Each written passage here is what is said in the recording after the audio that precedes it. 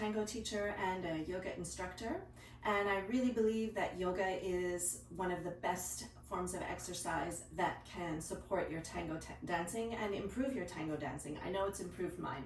So I'm here to show you 5 yoga poses for tango. So for the first one, it would be good to have a blanket or a towel just to cushion your knees, unless you have a nice thick yoga mat, because we're going to be on our knees for a little while. So we're going to come onto all fours, and we're going to do what's known as cat and cow, or which I often call spinal waves. So we're going to set ourselves up with our knees right under our hips and our knees and feet hip distance apart, and our hands right under our shoulders. And this is a good opportunity to think about how we use our hands, which is going to inform our tango dancing and our tango embrace as well. So I want to really spread out my fingers, spread out my palms, and focus on having lots of contact with the palms of my hands. Even the roots of the index fingers really plug down to the floor. Shoulders are going to slide away from my ears, and I'm just in tabletop position here. Shoulder blades sliding back towards my hips. So then from there, we're actually just going to move the pelvis, because we want to understand the positioning of the pelvis in our tango dancing. So if I just take an inhale and drop my belly and let my sit bones and my tailbone lift, then I'm really doing an anterior tilt of the pelvis, really lifting my tailbone and arching very much the lower back. And then I'm going to tuck the tailbone down. I could do that on an exhale, and that would be a posterior tilt of the pelvis. And we're just going to do that a few times. Inhale, exhale, drop. Inhale, lift the tailbone. Exhale, drop the tailbone. Really flattening, starting to round the lower back. One more time. Inhale, exhale down. And then inhale back to neutral. And neutral is really where we want to be in our tango dancing. We really don't want to dance with the pelvis tucked, and we also don't want to overdo the arch of the lower back and flip the tailbone up. So we want that to be neutral, and I can actually draw my lower belly very slightly inward just to support the lower back, and we can do that when we're standing as well. Then we're going to isolate just the movement of the upper back. So I'm going to take an inhale, and I'm going to drop my whole spine in between my shoulder blades, and my shoulder blades move closer to each other. And then I'm going to exhale, pushing back up and letting the shoulder blades move away. So I'm not arching the spine, I'm not flexing and extending the spine, and I'm not changing the position of my head. Everything moves in one block in between the shoulder blades, and then the shoulder blades spread apart and I move back up. So I'm just mobilizing the upper back, the scapular structure. Inhale, exhale. It's pretty subtle, just learning to isolate that, and that's going to help a lot, that mobility in the upper back and the shoulders. When you're dancing, you're going to have a more comfortable embrace. You're going to be able to stand straight when you're pivoting or leading pivots. And then we'll come back to neutral. And then we're going to go into full cat and cow or spinal waves. So we're going to start like we did before from the pelvis. I'm going to take an inhale, let the tailbone lift and the belly drop slightly. And then exhale, posteriorly tilt, drop the tailbone, round the lower back, mid back, upper back. I'm going to drop the head, really opening up the whole back and drawing my belly button in towards my spine as I empty my lungs. Then I'm going to take an inhale, lift the tailbone, start to dip the chest in between the shoulders again, sliding it forward, sliding shoulders and shoulder blades toward the hips, and bringing the gaze slightly forward. And we're going to do that a few times, just exhaling, flexing or rounding, inhaling, arching, extending, really lengthening those curves.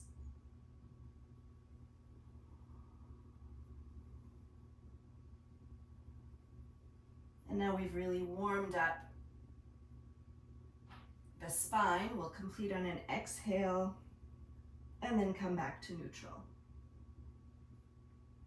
So then we can come up off of our hands, step the right foot forward, and then bend a little more deeply into that right knee. So I can just have my hands on my hips for now, and I'm going to bend forward, moving my hips toward my front foot, and then I'm going to walk that front foot forward to really make sure that my heel is underneath my knee.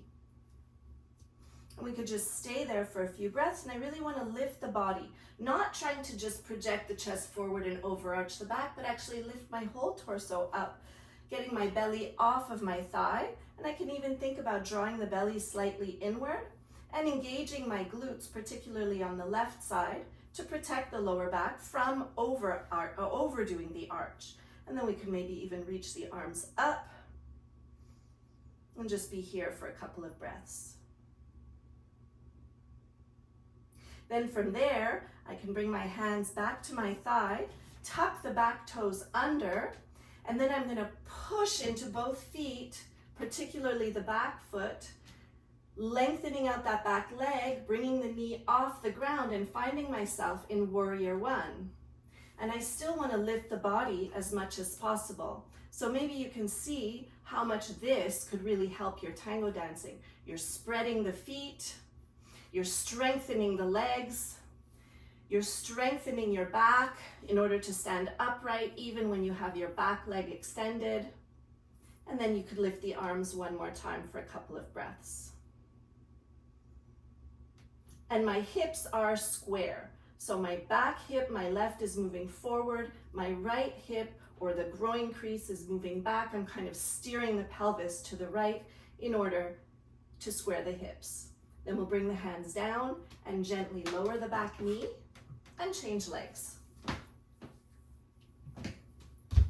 One of the best exercises for tango, really. Challenging.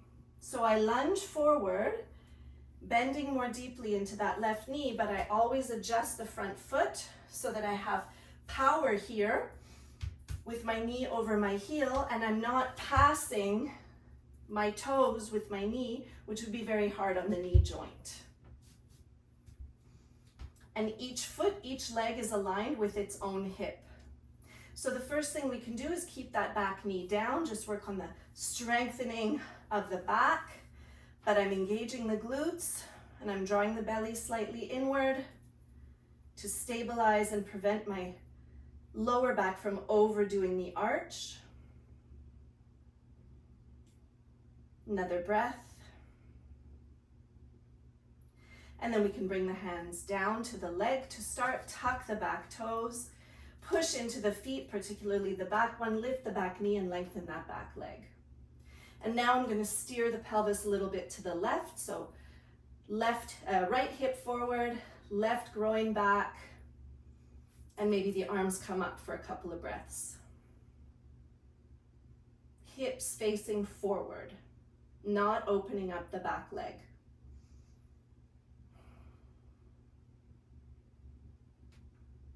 And then we can bring the hands down, the back knee down, and we can come to stand. So we can get rid of this. We won't need that towel or blanket anymore. And we're going to come up to stand and just look at Tadasana, which is the pose of tango, particularly the pose of all the tango standing poses. It's the pose of life, and it's the pose of tango, because it's really the same posture with one small exception. So in Tadasana, which translates as mountain pose, we want to look at our alignment. So if we come back to that idea of the pelvis, we don't want to overarch the lower back and flip the tailbone up, but we also don't want to flatten the lower back posteriorly, tilting the pelvis and tucking the tailbone under. We want to find neutral, like we found in our tabletop position on the ground. And to do that, we often need to move the thighs back. So one thing we can do, which also highlights the difference between mountain pose or a key difference between mountain pose and your standing pose in tango is in mountain pose. We generally have the big toes, or at least the balls of the big toes together, and the feet really parallel, sometimes even a little bit of space between the heels. And usually in tango, we want the heels together. We widen our base of support by putting a tiny bit of space between the toes. So that's a key difference. So we're just going to look down at our feet and check, are our feet parallel? Yes, my feet are parallel. But the magic thing is, when I do this, my thighs move back, right where I want them, getting my hips aligned over my ankles and not over my toes. So I'm going to place my hands in front of my thighs, hold them where they are, and lift the chest. So thighs back, probably a little more than you're used to. So the sides of my hips are aligned with the ankle bones, the shoulders, this little bone here is aligned as well, and my ears are also aligned, so my head is not poking forward or dropping down, two things that happen very often in tango. So I want to lift the back of the skull, lift the back of the ears, level my chin with the floor, and lengthen the neck, not just the front, but the sides of the neck and the back. And lengthen right up through the crown of the head. I can even push up into my hand for a moment. And then I can bring my hands down actively, reaching the fingertips alongside the body, not in front, down toward the floor, which helps to draw the shoulders down, drawing the shoulder blades down the back, spreading them apart. I don't want to squeeze or close up my back. And then I could relax my arms. And we also just want to notice in our standing poses, or in our standing in life in tango, what happens to the arms? Do the shoulders roll forwards and the backs of the arms or the backs of the hands face forward? Do the hands fall in front of the body? You want to look at having the shoulders a little bit back, having the arms turn so that the palms turn a little bit forward, and at the very least the upper arms should fall alongside your body rather than in front of the body. So that's a lot of detail just for standing. But this is a great pose to practice, not just when you're doing yoga, not just when you're doing tango, but when you're waiting in line somewhere, when you're standing talking to somebody, becoming aware of your body, of your alignment, and of the positions of all the parts of your body. And one more thing, we talked about the feet. However your feet are positioned, in a more yoga position or in a more tango position, be really aware of rooting the root of the big toe down. We often roll out on our feet, and particularly when we lose our balance, we usually fall out on our feet. So think about always really rooting this part of the foot, ball of the big toe, the space in between the first and second toe, root those down for stability. And that's our Tadasana, our mountain pose. Calm, steady gaze straight ahead. Present. From there, we can look at chair pose. So chair pose is really interesting for tango because it teaches us how to bend our knees and how our hips need to behave when we bend our knees. Not to mention, it's going to strengthen our legs and our backs one more time. So if we did a really mini chair pose, and we could just do it with the arms alongside the body, I want to bend my hips back. So I'm going to bend at the hip creases just slightly, and at the same time, I'm going to allow my knees to bend. And then I'm going to come up. And then I'm going to think about it the opposite way. I'm going to think, okay, I'm going to bend my knees, but when I bend my knees, my hip creases or my groin needs to move back. And when I do that, I want to be careful one more time that I'm not just flipping the tailbone up and overarching the back. So as I send the hips back, I'm also going to draw the lower belly just softly inward. So that's mini. And a really nice way to do that is with your back to the wall. So I step about 1 to 2 inches away from the wall. It's about the width of one plank on my floor. So nothing is touching the wall behind me. And then I want to touch my bum to the wall. So to do that, I have to bend the hips, but I also have to bend the knees. So those two joints, hip joint and knees, need to move in partnership, because we often get this, right? And everything collapses forward. And we want this. This becomes deeper when we bend the knees. And finally, when we do that, we also want to be careful that we're not only going from the hips and forgetting about the knees. So then we're overarching and tensing up the back. So then we can go deeper and work a little more on strength.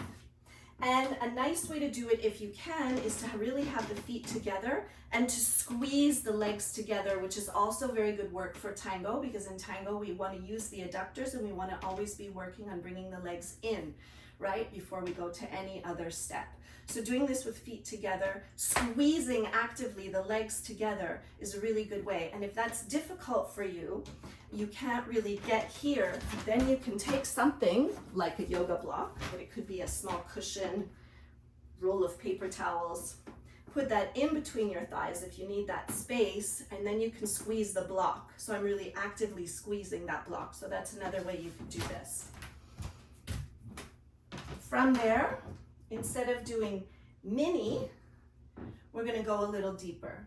So my feet are together, my legs are squeezing together, I'm bending from the hips, I'm bending from the knees, and I keep moving my hips back as I bend more deeply into the knees. Of course, my chest is going to lean forward in this case because I'm going lower, but I'm still working on lifting the chest. And I'm still drawing that lower belly inward so that I don't overdo the arch, right? But I'm not tucking the tailbone. So the pelvis stays neutral. And we go lower and lower, and then maybe we can reach the arms up. And maybe we can stay there for about 5 breaths. Moving the hips back, bending more deeply into the knees if we can, lifting the chest, lifting the forearms, keeping the shoulders away from the ears, feeling those quads, right? The thighs working, the back working, and then pushing strongly into the feet to come up to stand. Reaching up through the arms, which helps us to reach up through the spine. It lifts the whole rib cage, front, sides, and back off of the pelvis, but the pelvis and the feet are still weighted down. And then we can drop the arms, come back to Tadasana, mountain pose, without losing all that nice length and reach that we found.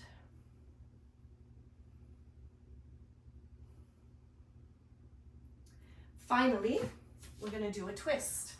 So you can take a chair, any chair, and set it up sideways, and the backrest of the chair will be on your right side. And then we're going to sit forward enough on the chair so that we can have our feet flat to the floor. And I want my feet hip distance apart and my feet firmly planted. If your chair is very low or you're very tall and your knees are higher than your hips, that's going to make you collapse more easily. So then you're going to lift your seat. You could just pile up some towels or some cushioning on your chair so that you make sure that your hip bones right here are a little bit higher than the level of your knees. And that's a good cue for sitting all the time. It helps you to sit straighter and sit taller with more ease. So then we can once again lift the arms, take an inhale and reach up. And then when we exhale, we're going to turn the torso, turn the rib cage and the shoulders towards the right, and I can just take the backrest of the chair in my 2 hands. I'm going to roll both shoulders back and down, and then I'm going to really think about rolling that right shoulder back and down to assist me in the twist. And then I'm thinking about my left ribs turning, spiraling towards the backrest of the chair. So I'm not yanking myself around using my hands. My hands are just helping me hold the position.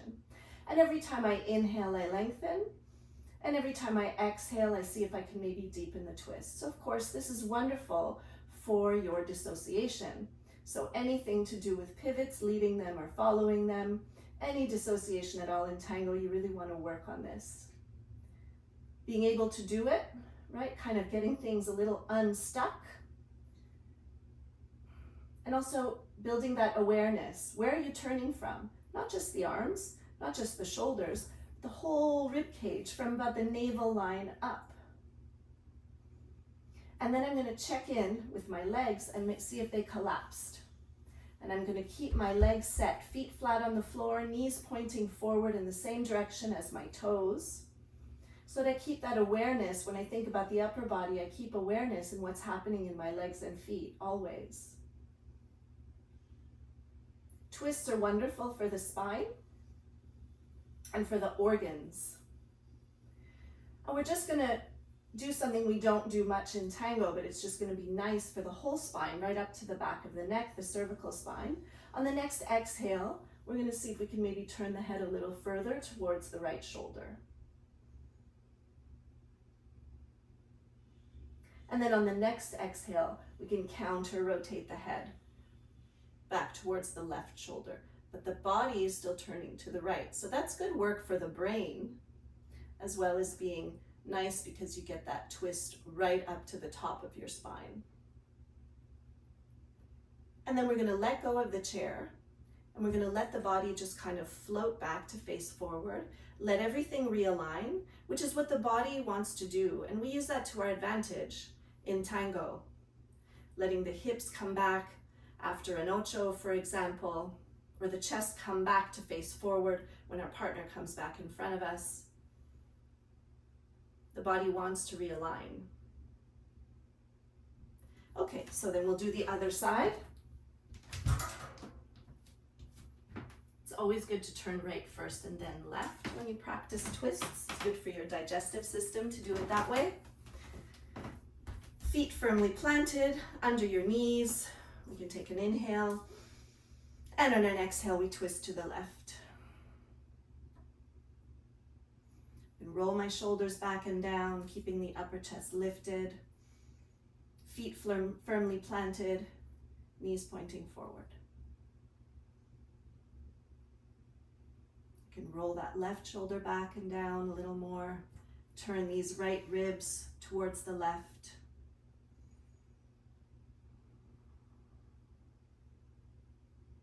Maybe on the next exhale, I turn the head a little further in the direction of the twist, so towards the left shoulder,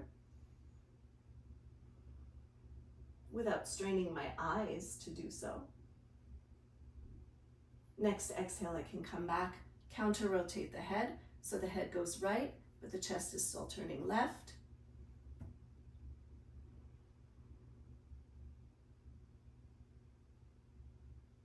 Exhale. Release, realign.